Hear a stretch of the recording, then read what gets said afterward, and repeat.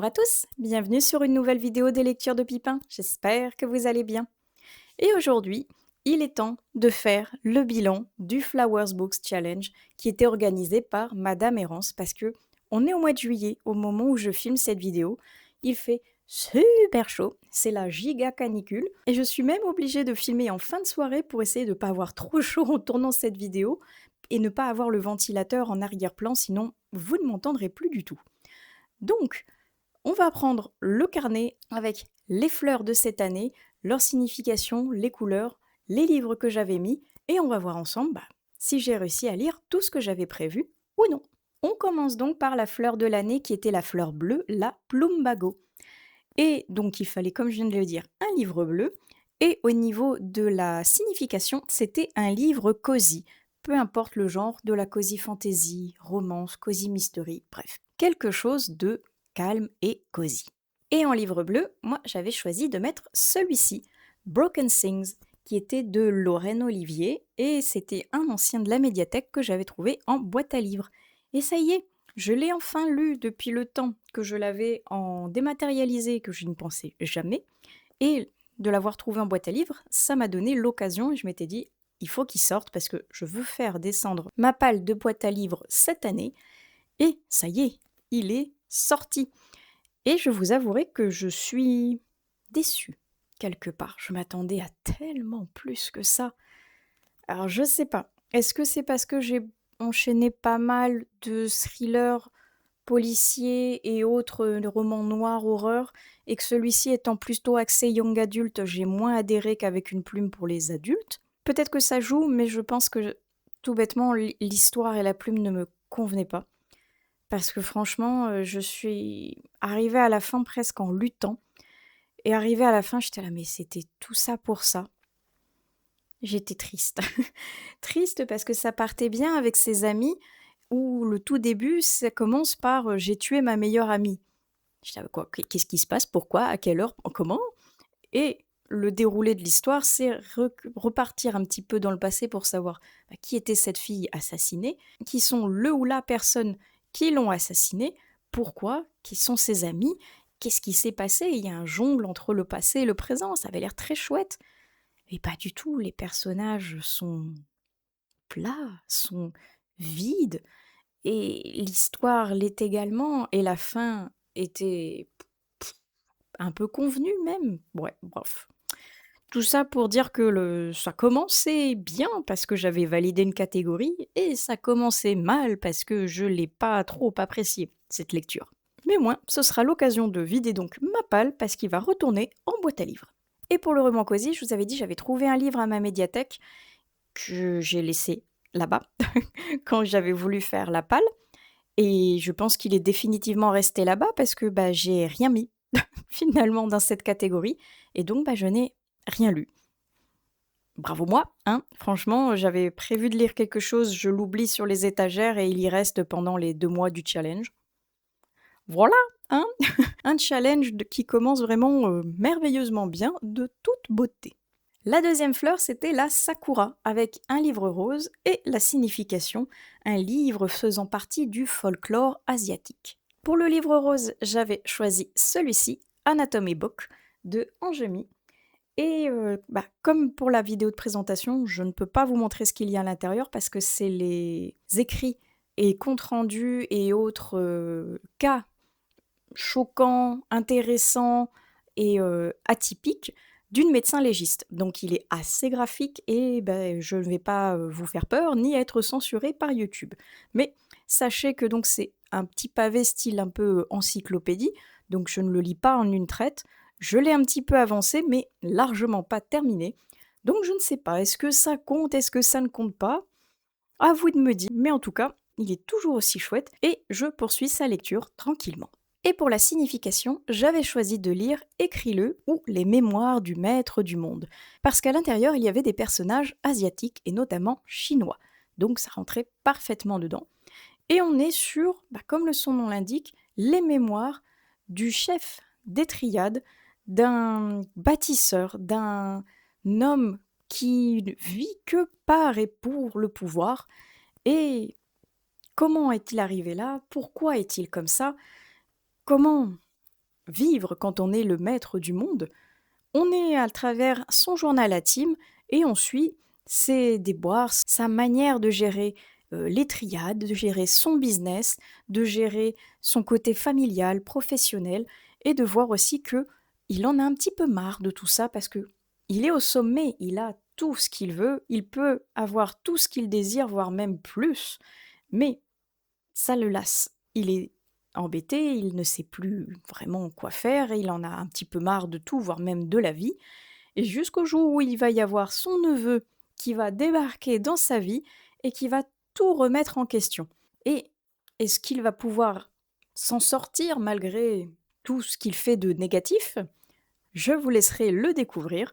Moi, en tout cas, je l'ai trouvé assez déroutant. Ce côté journal intime est vraiment atypique et par moments, on est plus que dans la tête, on va dire, du personnage, point de vue que bah, on est sur ses envies, ses peurs, ses craintes, ses souffrances, et le récit n'avance pas vraiment, vu que, bah, au final, c'est pas une description, c'est vraiment ce que lui, il pense, ressent, a envie, et donc le rythme est assez plat. Mais il est quand même bien mené parce qu'il y a une belle psychologie des personnages, même si j'ai pas du tout adhéré à aucun des personnages d'ailleurs. L'autrice, elle arrive quand même à manier un peu de suspense, un petit peu de noirceur justement sur ce personnage qui est vraiment terrible parce qu'il est vraiment à la tête de tout, il est blasé de tout. Et même si je n'ai pas totalement adhéré, j'ai quand même bien aimé ma lecture et c'est un tome 1 qui était prometteur. La troisième fleur, c'est le nénuphar. Et là, il faut un livre rouge et un livre en rapport avec l'eau ou une aventure maritime. Alors vous m'excuserez, je pensais l'avoir pris, mais finalement il est resté dans la mezzanine. Donc je vais vous faire un insert parce que j'ai oublié le livre rouge. C'était le troisième tome de la BD Arcea. Et je l'ai lu. Enfin. Donc il ne me reste plus qu'un tome à lire et j'aurai enfin terminé la saga avec tous les tomes que j'ai. Donc franchement, depuis le temps que je la traîne, c'est toujours aussi chouette, toujours dans le politique, toujours dans le magique. Et on sent que là, ça tire vers la fin, qu'il va y avoir beaucoup de péripéties dans le quatrième. J'attends de voir ce que ça va donner, parce que c'était vraiment chouette, et j'aime toujours autant le dessin de Virel que je trouve absolument magnifique. Et pour la signification, je m'étais basée sur Aventure maritime en plaçant le premier tome de Le parfum de l'impératrice, que je n'ai toujours pas lu. Voilà, hein, c'est... Fut un temps, c'était J. Christophe, mon éternel running gag de je le mettais partout, je ne le sortais jamais. Cette année, c'est lui, hein, j'ai l'impression, parce que j'essaye de le mettre partout et je ne le sors nulle part. Donc un jour, j'espère enfin pouvoir terminer, parce que je l'ai commencé mais toujours pas terminé ce premier tome, et voir si je vais enfin vers la suite ou pas, mais pour ça, il faut enfin que je lise le premier. Quatrième fleur, l'orchidée, avec un livre violet et un livre se déroulant dans une école, une académie, université ou bibliothèque pour les mots-clés. Pour le livre violet, j'avais choisi de lire le dernier tome sorti des carnets de l'apothicaire. Et je l'ai lu, et qu'est-ce qu'il était chouette! Oh, j'ai tellement hâte d'avoir la suite. Autant le tome 15, je crois, c'était un peu plat, un peu lent, un peu... je m'ennuyais. Autant le 16, oh là là, il a dépoté de folie. J'ai tellement hâte, au vu de la fin, d'avoir le tome 17 parce qu'il a l'air incroyable. Plein de rebondissements, plein de mystères dévoilés, plein de suspense, bref. Très chouette, j'ai hâte d'avoir la suite. Et pour le côté académique ou école, je vous avais dit, j'hésitais entre Les Muses et un autre titre que je ne me rappelle même pas. Ça craint. Mais en tout cas, je n'ai lu aucun des deux. Et je l'ai remplacé par plutôt Fruits Basket, parce que j'ai enfin terminé toute ma saga. Ça y est, il ne me reste que les 2 tomes hors série, mais le gros de la saga, les 25 tomes, je crois, je les ai tous lus. J'ai fini ma série. La relecture était très chouette, et comme ça se passe dans une école, dans un lycée, c'était parfait. C'est toujours aussi chouette. C'est de plus en plus triste quand on va sur la fin, mais j'aime toujours autant ce que faisait Natsuki Takaya, et il me tarde de voir lu les 2 tomes annexes qu'il me reste pour avoir, on va dire, complété toute ma saga Fruits Basket. Ensuite, le cactus avec un livre vert et un livre qui a du piquant. Le livre vert, je l'ai rendu à ma médiathèque, donc je vais vous faire un insert. Il s'agissait de La cuisinière de Frida. avec cette magnifique couverture vert flashy. Et je fus dubitative après la lecture parce que je m'attendais à peut-être plus. Je ne sais pas trop ce à quoi je m'attendais réellement, mais en tout cas, je m'attendais à plus apprécier que ça parce que il y avait tout. Il y avait le côté passé et présent, entre justement le passé avec cette cuisinière de Frida Kahlo et le présent avec un recel d'œuvres volées de Frida Kahlo. Ça avait l'air chouette. Les deux personnages sont liés entre passé et présent de point de vue familial. Et bah, en fait, c'était plat. Il y a certains moments, les passages du présent, je trouvais qu'ils n'apportaient strictement rien à l'avancée de l'histoire. Ça faisait plus, ralentir et rallonger le tout, que vraiment avoir un côté évolutif. Hem, la cuisinière ne cuisine pas tant que ça, j'ai trouvé finalement. Et bah, je me dis que, vu que ça a été adapté comme en série Netflix ou film, bah, peut-être que je vais regarder si ça bouge un peu plus en version, adaptée parce que là, en version roman, en tout cas, ça m'a pas convaincue. Et pour le côté qui a du piquant, j'avais mis La Couturière pour vouloir jouer sur les mots avec le côté aiguille et piquant. Et lui aussi, bah, franchement, je m'attendais à mieux que ça. Le résumé me hypait de fou là aussi.